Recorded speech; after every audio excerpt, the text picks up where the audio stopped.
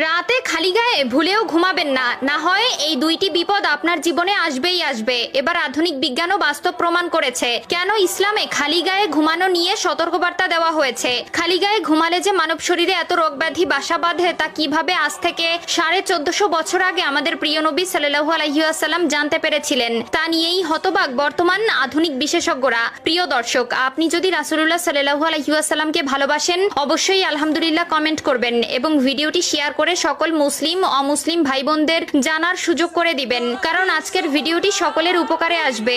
এই তীব্র গরমে অনেক ইয়াং জেনারেশন এমনকি বয়স্করাও খালি গায়ে ঘুমানো পছন্দ করে এবং এটি যাদের অভ্যাস তারা অবশ্যই ভিডিওটি সম্পূর্ণ দেখবেন এবং ক্ষতি নাকি লাভ সেটা জেনে যাবেন। প্রথম কথা, ইমানদার মানুষের কখনোই খালি গায়ে ঘুমানো উচিত না, কারণ রাসূলুল্লাহ সাল্লাল্লাহু আলাইহি ওয়াসাল্লাম ঘুমানোর বিষয়ে তার উম্মতদের কিছু আদব শিখিয়ে গেছেন, যেমন বাতি নিভিয়ে ঘুমানো উচিত, উন্মুক্ত জায়গায় না